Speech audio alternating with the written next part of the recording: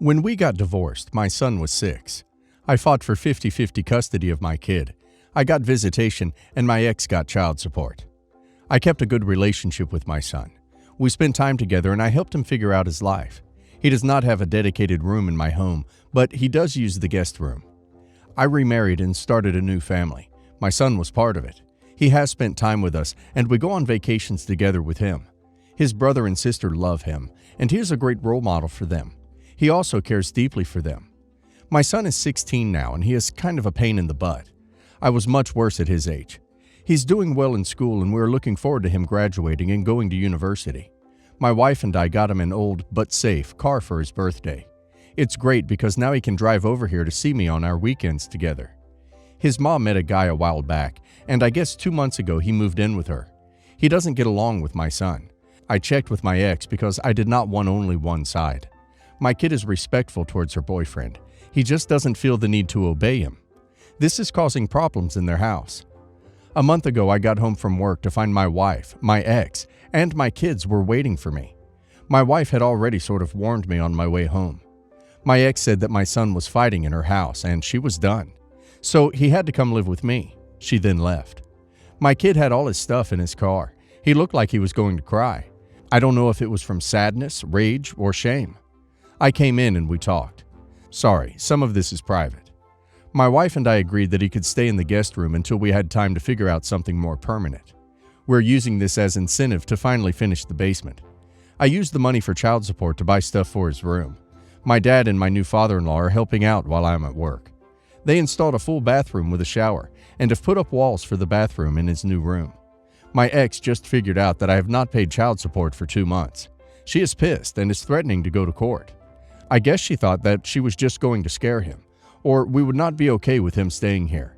She says that I am the a-hole for thinking that she really wanted him to move out. I do have court-mandated child support, but if she basically kicked him out, I kind of need to support him. He says he does not want to live there with her new boyfriend.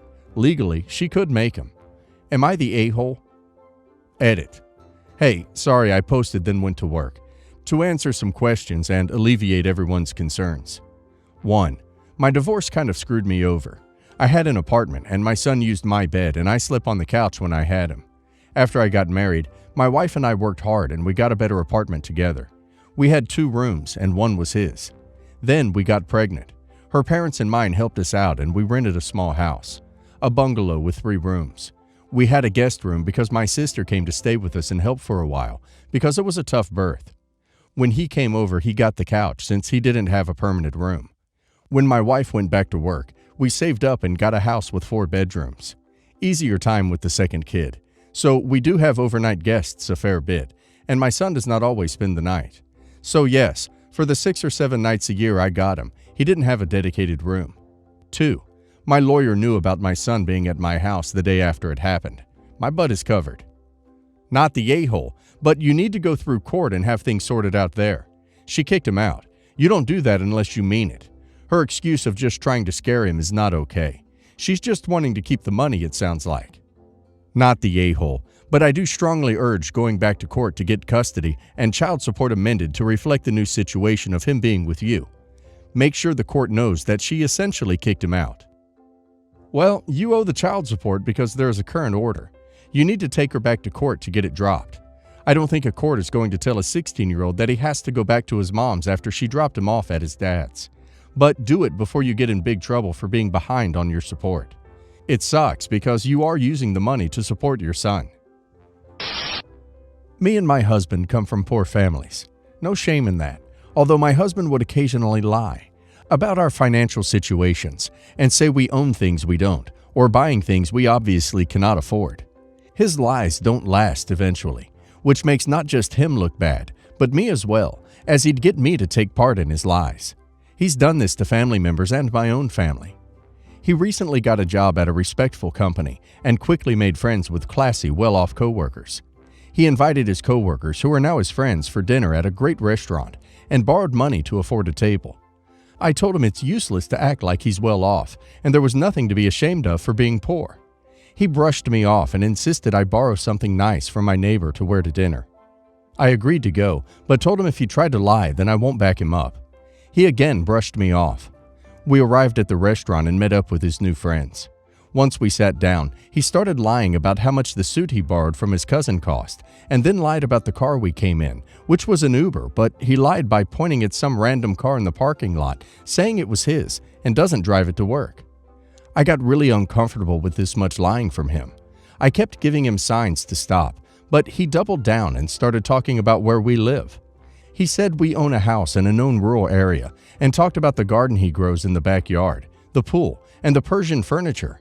His friend seemed interested when he mentioned Persian furniture and said his wife likes it too. His friend asked if they could arrange to visit us in our house, which freaked me out because we live in a small rental apartment. I looked at my husband, but he looked calm, smiled, and said he will make it happen. I lost it. I bluntly asked, "What house? We don't own a house. We live in a small rental apartment in XXX area." Everyone went quiet. My husband looked at me shocked. He was speechless, but the look in his eyes were saying, "What the heck?" It got so awkward I excused myself to the restroom and my husband followed me. Once we got away from everyone, he blew up, asking what was the matter with me. I argued with him about how his lies got out of control. He laughed at me, saying I was out of my mind to do that and expose him in front of his new friends. I told him he lied about where we live. How did he think he'd cover a lie this big is beyond. He lashed out, saying he would have figured something out, but now I blew his chances and made him look bad in front of them. I got mad. I said I wanted to leave, but he said we couldn't leave before them, otherwise they'll discover he lied about the car. I told him he could wait. I was done having to hide who I am, as there's nothing to be ashamed of. I apologized to them and left.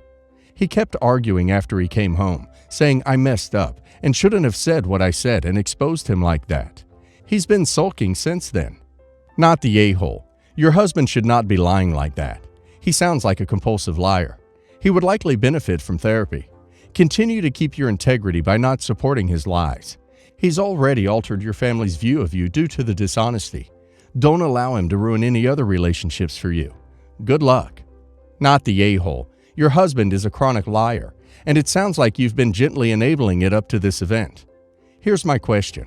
If he lies with so much facility to affect the perception of others, how can you be sure he's been completely honest with you? You made him look bad? Oh, honey, your husband is a liar. He's making up a whole house, and the contents therein was way beyond, hey, go borrow a nice outfit for the dinner so you can pretend to have a more expensive wardrobe. Red flag, red flag, red flag. Not the a-hole. My daughter, Rachel, married her childhood sweetheart, Logan. We were family friends at church. My husband and I always hoped that our daughter would marry an amazing Christian man. We were even happier when she started dating Logan. They began dating in middle school, and they broke up briefly in their senior year of high school. Full disclosure, they broke up because each of them cheated on each other. The two were engaged at 18 years and were married at 20. From the outside, they were the perfect couple. But this reality crumbled before me when Logan came to our house one night. He had told me Rachel had been having an affair for a year, and he caught them in the act in their bed. I could hardly believe my ears. I told him I would fix it. Rachel's father and I were so disappointed that we didn't allow her to move home. I stayed in close contact with Logan, reminding him of our love for him and that love conquers all. He was willing to work on the marriage, but eventually Logan became non-compliant and stopped answering my messages, which upset me. One day he told me, "I'm not Rachel's husband anymore. That ship has sailed." What Logan fails to remember is he is legally Rachel's husband, and matters that concern me about her should concern him too. Logan still filed for divorce only a month later. Rachel is now living with the man she cheated with, but I was still convinced there was hope for people to show Rachel the proper course of action. But it gets much worse. I found out through one of my other children that Logan has a new girlfriend who has moved in with him, while he is still legally married to Rachel. I am so disappointed in each of them for breaking the sacred bond of marriage. Would I be the a-hole if I took measures further and stage an intervention? My idea is to reserve a dining room for the two of them, filled with their wedding pictures and childhood photos together. I feel as if they saw each other again, they would be reminded that love conquers all and that the marriage could be saved. Next, all of their family and friends will each weigh in on the sacredness of marriage. We may decide to read some scriptures and powerful quotes about love. My husband is on Logan's side. I'm so saddened that I do not have my husband's support. He thinks I'm going way too far, but many of my friends think it's perfectly appropriate to give it one more shot. So all that being said, would I be the a-hole? Yup, you would be the a-hole. That relationship is dead. She cheated on him twice. How do you expect him to trust or respect her anymore? It is impossible to have a healthy relationship without trust. Let them do the mature adult thing and move on from an irreparable mess. This is one of many reasons why it's not a good idea to push people to marry young. They haven't finished growing and often lack the self-knowledge to choose a partner who fulfills their needs. Because they're still growing, it's not uncommon for them to grow apart. It's not your marriage. You need to mind your own business. There's nothing to save here anyway. You're the a-hole. This is literally none of your business. Your daughter ruined the marriage by cheating. She lives with her affair partner. What on earth makes you think this is fixable? He filed for divorce and moved on like he should. You need to accept that your daughter isn't the woman you think she is, want her to be. Leave Logan alone. You would be the a-hole, and honestly, the extent to which you're involving yourself here is just creepy. You can't try to force other adults to do what you want them to because of your religious fanaticism.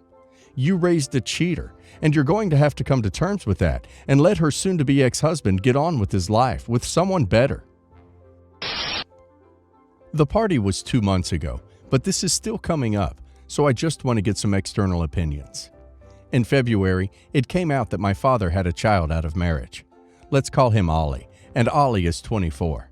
It was a shock since no one expected it, but we took the tests and he is Dad's son.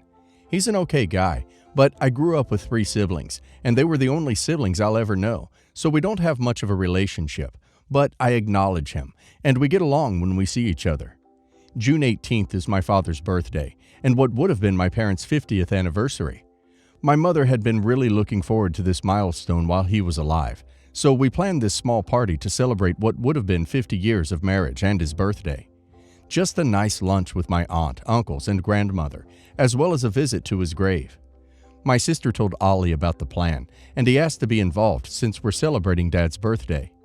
The problem is that my mother is still struggling to accept him, the fact that Dad cheated. She's in therapy for this, and since this was a dual birthday and wedding anniversary, inviting the kid he had out of marriage seems like adding salt to the wound, so I said no, he couldn't be involved in the party. However, we can make arrangements to go to the grave as siblings with him afterwards, and then have dinner together on me since he is Dad's son in the end. My sister told me Ollie was offended and mad at me for treating him like an outsider, and tried to come gate crash, but my husband saw him outside and just asked him not to. I only found out about this afterwards. Him and my 2 sisters ended up going to the grave alone after everything ended and have dinner without me. I understand where he's coming from, but also believe I made a fair compromise under the circumstances. Am I the a-hole? Not the a-hole. He tried to invite himself to the party you're arranging. That makes him the a-hole. Not the a-hole. Your poor mother is having to come to terms not only with her husband's death, but his horrible betrayal. Their 50th anniversary and his B-Day is not the time and place for the embodiment of that betrayal to impose himself. Your dad is dead. He's not going to be there. The family your father betrayed are the ones in attendance. Your half-brother is an adult. He should be able to understand the overall issue and not expect your poor mom to be okay with this right now. Not the a-hole. You were doing something special for your mom. He didn't need to be involved. You made a fair compromise to include him in the birthday, dad part. They are definitely the a-hole for gate crashing when knowingly uninvited, and good catch on your husband for dealing with it and not causing drama during the party. You and your husband acted in your mom's best interest. My husband and I have 3 daughters, Evie, 16, Lola, 14, and Katie, 5. Evie is our biological daughter. We adopted Lola when she was 2, and we're fostering and planning to adopt Katie. I will be the first to admit that I don't spend nearly as much time with Lola as I do with Evie and Katie. Katie because she's 5, so I don't have the option to leave her at home very much. Plus, she has multiple appointments every week. And Evie because she doesn't mind coming along for all the kids' stuff with Katie. I do make a point to get one-on-one time with the girls. I take one girl out for breakfast every Saturday. We rotate who goes with me. Besides that, the only one-on-one time is going to be when they tag along for errands. For example, Katie goes to therapy twice a week. 9 out of 10 times, Evie comes with me. We drop her off, then get coffee and dessert while she's in therapy. When she has visits with her mom, Evie and I find something to do in the area. Lola has the option to go to all of these things, but chooses not to. She still gets upset that I don't bring her something back. I always tell her, you only get something if you go. Evie doesn't get anything when she doesn't go. There's also the issue of babysitting. Last year, Lola made it clear that she does not want to babysit at all. I told her that's fine. Evie doesn't mind babysitting and usually babysits 3 to 5 hours per week. I pay her $10 per hour, so she gets $30 to $50 per week on top of her allowance. Lola complains that it's not fair that Evie gets so much more than her just because she doesn't like kids. Lola gets an allowance for the chores that she does around the house, but I'm not going to pay her for not babysitting. Yesterday was Evie's turn to go out to breakfast with me, and Lola got mad at that too. She doesn't think Evie or Katie should get Saturdays since Evie gets one-on-one time when Katie has appointments, and Katie shouldn't because I'm always with Katie. I admit that I snapped at her because she's been complaining more than usual this week and told her that she has to stop these tantrums. Evie gets more time with me because she chooses to go to appointments or visits with me. Evie gets more money because she chooses to babysit. Katie spends all day with me because she's 5. None of this is a slight to her, and the problem is completely due to jealousy from her own decisions. She's barely spoken to me yesterday and today, and my husband thinks I was too harsh. You're the a-hole for trying to prove your child is the a-hole, instead of figuring out why she is feeling neglected and doing something about it. You are an adult. You have a child who isn't mature enough to express her needs, and you want to put an a-hole label on her? Shame on you. You're the a-hole. She is clearly upset, and you're brushing it off. How many ways does she need to make it clear that she wants more time with you? I'd be jumping on that since at 14, she won't be a kid much longer. You're the a-hole. It's your job as the parent to meet your kid where they are, not expect them to always meet you where you are. Katie and Evie are currently meeting you where you are, but one day they won't. Will you ignore them like you ignore Lola? When Evie is no longer willing to go on errands or babysit, or when Katie is no longer 5, when they no longer fit into your routine at once. Lola is telling you she needs something different, and it's your job as parent to deliver it. Especially since Lola is adopted and has expressed she feels excluded. You need to step it up. You are excluding Lola because she doesn't fit into your routine the way the others do. It's ridiculous and narrow-minded that you expect all 3 to be the same. All have the same needs and perfectly fit into your wants and needs. Lola needs a different routine and different expressions of love and family. It's your job as parent to figure it out and at least try to give it to her.